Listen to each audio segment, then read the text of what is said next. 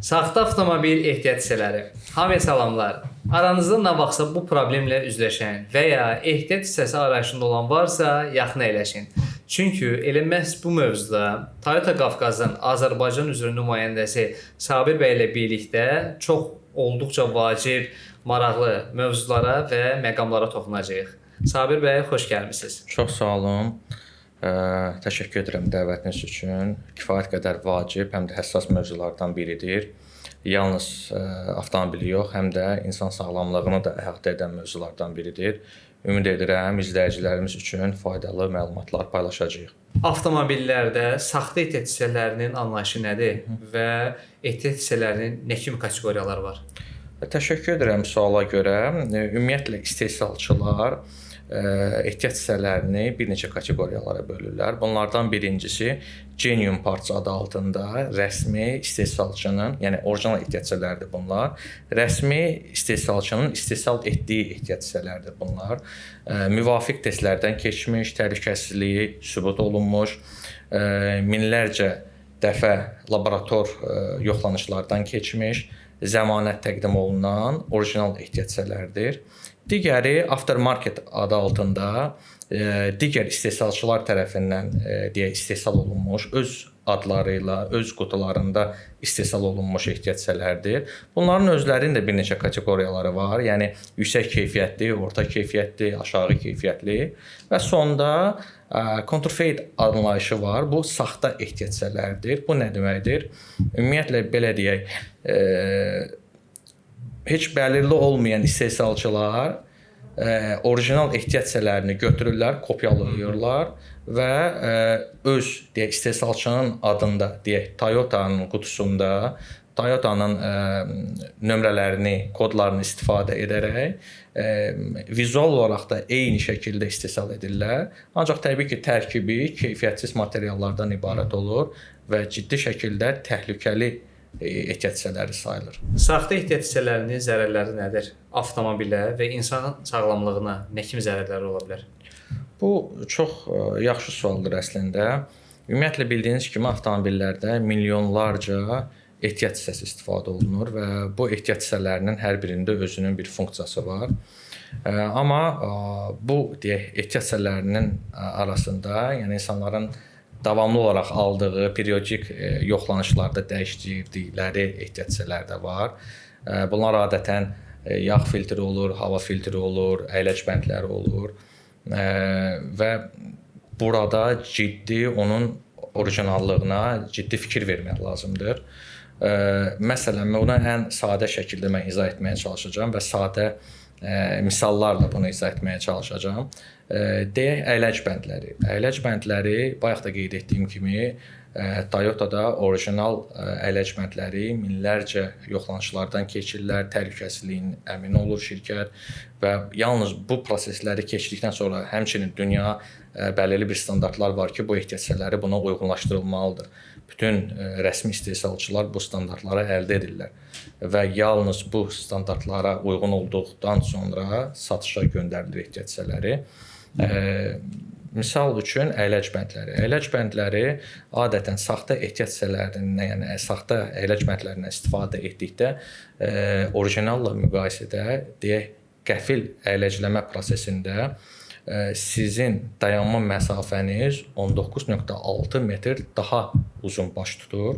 Bu da təbii ki, adətən 50 kilometr sürətlə getdikdə bu 19.6 metr daha uzun məsafədə dayanır. İndi fikirləşin ki, bu sürət daha yüksəkdir və dayanma məsafəsi ciddi həyati təhlükə yaradır. Qarşınıza anidən piyada çıxa bilər və bu saxta əyləc bəndləri ilə ciddi şəkildə həyatınızı da risk atırsınız, başqasının həyatını da risk atırsınız. Bundan əlavə, xüsusilə əyləc bəndlərində nə kimi problemlər var? Məsələn, enişlərdə uzun müddətli əyləcləmə etmək məcburiyyətindəsiniz və saxta əyləc bəndli olduqda sürtünmənin nəticəsində burada alışmaya gətirib çıxarır. Çünki tərkibində olan materiallar kifayət qədər keyfiyyətsiz materiallardır. Qurğuşun, asbestdən istifadə olunur və öz başına alışma baş verir. Bu da təbii ki, yenidən böyük bir tələfata Bu hallar gətirib çox olurmu? Olur, bəli. Yəni insanlar bəzən həqiqətən aldanır. Hətta orijinal adı ilə aldıqları ehtiyat hissələri olur və bunun nəticəsində deyək enişlərdə olub çox belə müştərilərlə biz rastlaşmışıq ki, deyək enişlərdən uzun müddət tormozlama yerinə yetirdiyi üçün alışma baş verir. Burada orijinal ələkmətlərində isə bütün bu sistemlərə, standartlara uyğunlaşdırıldığı üçün, yəni bu türlü alışma prosesi baş verə bilməz. Həm də burada belə deyək, bu qızması ələkmətlərinin, ələk disklərinin deformasiyasına da uğradır. Kifayət qədər bahalı bir yəni adətən disklər kifayət qədər bahalı olur və mənfi zərərləri çoxdur. Bu ələkmətləri adətən məsələn periodik yoxlanışlarda yağ filtri də dəyişdirilir. Yağ filtrinin özü də kifayət qədər vacib komponentdir.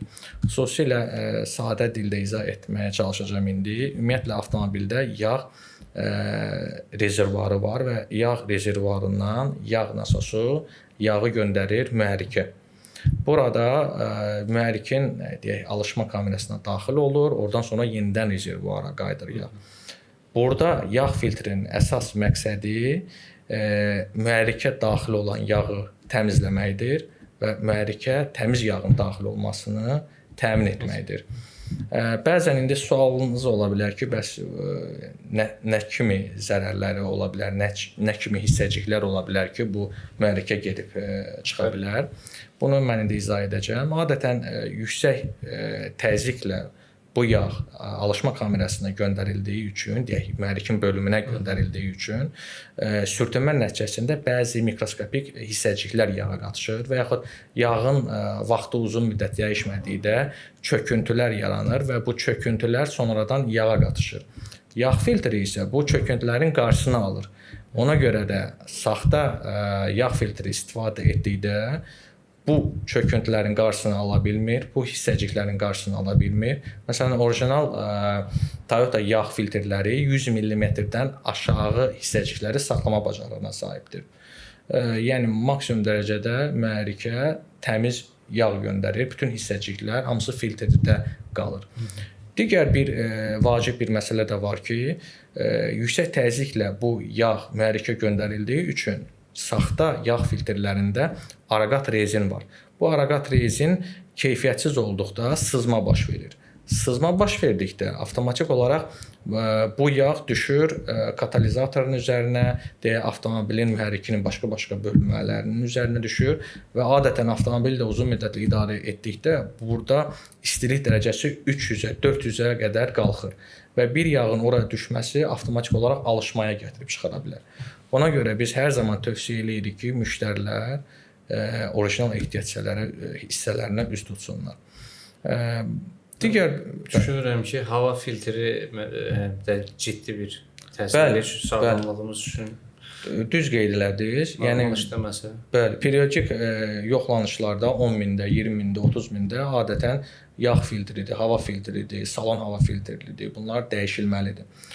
Hava filtri, mühərrik hava filtri də çox vacibdir. Çünki prosedur necədir? Adətən çirkli hava və yaxud deyək toz hissəcikləri hamısı mühərrikə daxil olma şansı var. Hava filtrinin əsas məqsədi bu hissəciklərin qarşısını almaqdır. Almadıqda bütün bu toz hissəciklər hamısı mühərrik bölməsinə daxil olur və burada mühərrikin tez aşınmasına, yanacaq sərfiyyatının artmasına gətirib çıxarır. Digər bir vacib məsələ isə hava filtrinin arxasında MAF sensoru dayanır. Bu sensorun əsas məqsədi mühərrikə gedən havanın miqdarını ölçməkdir. Əgər bu qum, toz hissəcikləri bu sensora mənfi təsir göstərdikdə, o zaman bu sensor düzgün çalışmır, hava miqdarını düzgün ölçmür və bu halda da benzin püskürtməsini də düzgün etmir. Çünki avtomobildə alışma anında həm hava, həm də benzin və yaxud dizel də daxil olmalıdır və bundan sonra alışma baş verir. Burada həmən sensor havanın doğru şəkildə nə qədər miqdarda daxil olduğunu hesablaya bilməsə, püskürtməni də düzgün şəkildə edə bilmir və bunun nəticəsində ciddi şəkildə yanacaq sərfiyyatı artması baş verir, mühərrik aşınması baş verir, hətta alışma prosesində də, mühərrikin alışma prosesində də ciddi fəsadlar törədir. Mühərrik tez sıradan çıxa bilər. Adətən biz görürük, bəzən müştərilər gəlirlər ki, salon hava filtri dəyişməyə ehtiyac yoxdur, qalsın orada. Amma xüsusilə qeyd etmək istərdim ki, məsələn, müştərilərimiz olur ki, allergen, yəni allergiyası var, asması var. Bu halda bu salon hava filtrləri bütün bu toz hissəciklərini, polenlərin hamısının qarşısını alır, salona daxil olmasının qarşısını alır. Bu da çox vacibdir. Saxta, yəni hava filtrləri bunların heç birinin qarşısını ala bilmir. Bütün bu toz, zərərli maddələr, polenlər, allergenlər hamısı daxil olur salonun içinə və siz bundan nəfəs alırsınız. Əslində misallar çoxdur. Yəni bəzən hava yastıqlarını görürəm. Hava yastığını gedir saxta hava yastığı alır, qoşur avtomobilə. Zərbə anında bəli, işləmir və yaxud gec reaksiya verir və yaxud elə hallar olur ki, işləyir, partlayış olur, amma orada saxta olduğu üçün bəli, orada bəzi parçalar salona yəni atılır və zərərli maddələr olur. Həmçinin metal maddələr də olur. Çünki o partlayış anında düzgün partlayış baş tutmasa, metal da salonun daxilinə uçma şansı var və ciddi zərərlər olur bu halda. Hətta bəzi müştərilər olur ki, mən yadımdadır, burada da hətta qeydlərimi özümdə aparmışam. Alışdırma şamlarında da çox vacibdir. Məsələn, alışdırma şamları da burada düzgün alışmasını avtomobilini təmin etmək üçün orijinal ehtiyat hissələrindən istifadə etmək lazımdır. Saxta ehtiyat hissələrini alırlar, orada problem yaşanır, alışma düzgün baş vermir, mühərrik sıradan çıxmaya gətirib çıxara bilər.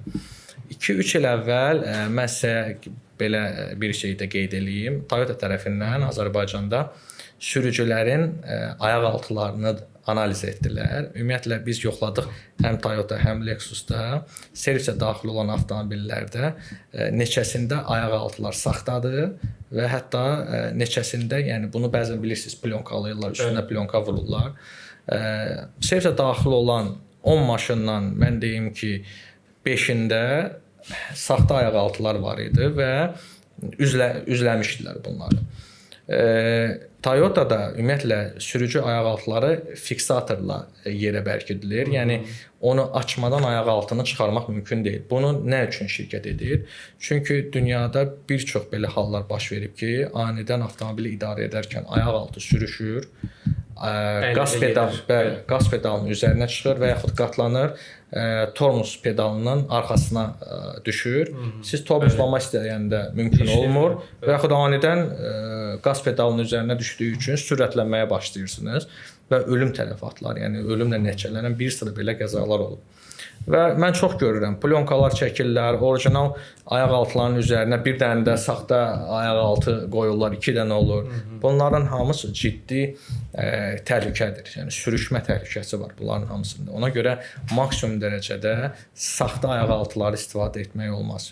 Orijinal. Zaten avtomobili aldıqda orijinal ayaq altıları şirkət verir. Bəli, rezin ayaq altıları almaq istəyirsinizsə əlavə edə bilərsiniz, bunu alırsınız. Amma yəni saxta olmasın. Ona görə mən hər zaman məsləhət görürəm. Bəzən insanlar deyək 30-40 manat qənaət etmək üçün üst dollar saxta ehtiyat hissələrinə, ancaq sonda 7-8 min ziyanla qarşılaşırlar.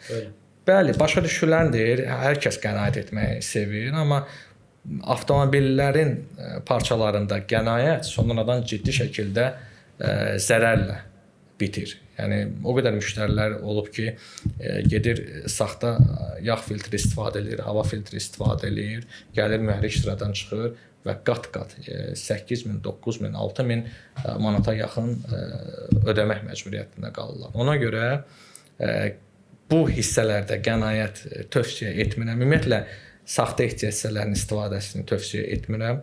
Maksimum dərəcədə bildiyiniz yerlərdən avtomobil ehtiyat hissələri alınmalıdır. Orijinal ehtiyat hissələri hər zaman rəsmi dilerlərdə mövcuddur.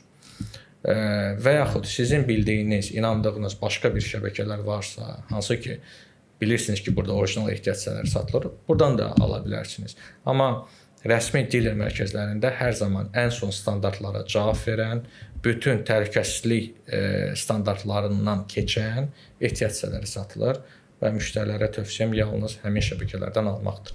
Azərbaycanda bu saxta ehtiyat hissələrinin qarşısını almaq üçün nəsə bir iş görülürmü? Toyota məsələn nəsə bir şey eləyirmi və ya dövlət tərəfindən hansı bir mübarizə mexanizmləri varmı? Bəli, var. Xüsusilə Toyota buna ciddi fikir verir. Hətta mən deyə bilərəm ki, Toyota Avropanın bəzi təmsilçiləri müstəqil olaraq Azərbaycanda dövlət qurumları ilə birlikdə çalışırlar. Ümumiyyətlə həmin deyək qurumun təmsilçiləri gəlirlər Gömrük Komitəsində nümayəndələrə bu deyək saxta ilə orijinal ehtiyat hissələrinin fərqlərini tam başa düşülməsi üçün təlimlər keçirirlər, birlikdə çalışırlar. Toyota tərəfindən yəni bu üzrə ciddi işlər biz aparırıq. Digər bir məsələ isə dövlətdə də ciddi şəkildə saxta ehtiyat hissələri ilə bağlı mübarizə mexanizmləri var. Xüsusilə qeyd edə bilərəm ki, mən həqiqətən təşəkkür etmək istəyirəm həm Dövlət Gömrük Komitəsinə, həm də Daxili İşlər Nazirliyinə. Çünki ciddi şəkildə saxta ehtiyat hissələrinin ölkəyə daxil olmasının qarşısını almaq üçün mübarizə aparırlar. Belə misal verə bilərəm ki, bəzən elə olur ki, ölkəyə küllü miqdarda deyək saxta ehtiyat hissələri daxil olur və bəzən o dərəcədə yaxşı kopyalanır ki, bunu orijinalla saxtanı yəni ayırd etmək mümkün olmur. Bu halda həmin nümayəndələr Toyota ilə əlaqə yaradırlar və biz tərəfdən hər hansı bir ekspert gəlir, yerində yoxlanış aparır. Bəzən elə bir hallar olur ki, biz özümüz də vizual olaraq çətinlik çəkirik. Bunu laborator yoxlanışa belə göndərdiyimiz bəzən hallar olur.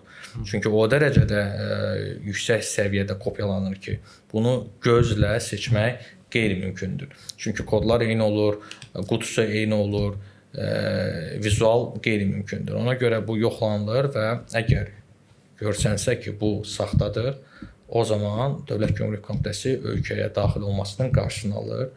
Bu hissələr məhv olunur. Daxili İşlər Nazirliyi də xüsusilə saxta ehtiyat hissələri ilə mübarizə mexanizmləri var.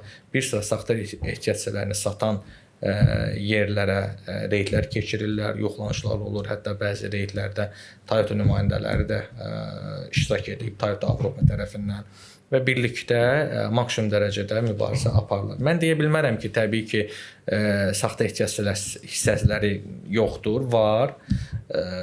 Hələ də satanlar var. Ancaq mübarizə mexanizmləri ciddidir, aparılır və ümid edirəm ki, bu davamlı şəkildə bu türlü əməkdaşlıq Azərbaycanda mümkün olar. Yaxşı, bəs avtomobili ehtiyat hissəsi seçərkən nəyə diqqət etmək lazımdır? Necə eləyək ki, bizi aldatmasınlar, saxta məhsulu verməsinlər bizə? Cəfər bəy, bu əslində kifayət qədər çətin bir prosesdir. Nəyə görə çətindir? Çünki bayaq da qeyd etdiyim kimi o dərəcədə peşəkar kopyalanma baş verir ki, bəli, bunu vizual olaraq ayırd etmək mən deyə bilərəm ki, qeyri-mümkünə yaxın olur bəzən. Ancaq bəzi metodlar var ki, bunu yəni mən məsləhət görərəm ki, müştərilər fikir versinlər. Ümumiyyətlə orijinal Toyota ehtiyat hissələrində xüsusi holoqram olur qutuların üzərində və aşağı-yuxarı etdikdə qutunu burada rəng dəyişimi baş verir. Bəzən qutuların üzərində Toyota sözü özü səhv yazılır. Bəzən deyək ehtiyat hissəsinin adı səhv yazılır, kod səhv yazılır, qutu keyfiyyətsiz olur.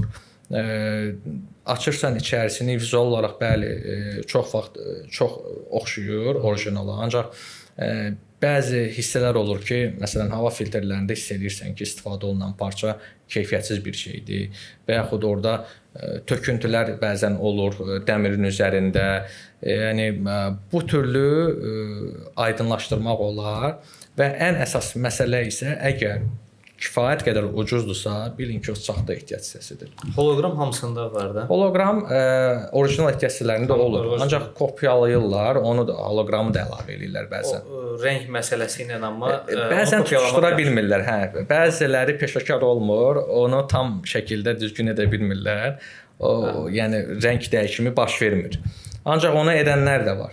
Ona görə yenə də mən məsləhət görərəm ki, hər zaman rəsmi dil mərkəzlərindən ehtiyat hissəsinin alışı olsun. Çünki bu mərkəzlərdə yalnız orijinal ehtiyat hissələri istifadə olunur. Ya da bildikləri, tanıdıqları şəbəkələrdən orijinal ehtiyat hissələrini tələb eləsinlər. Çünki vizual olaraq bunu ayırd etmək, dediyim kimi yenə təkrar edirəm, çətindir.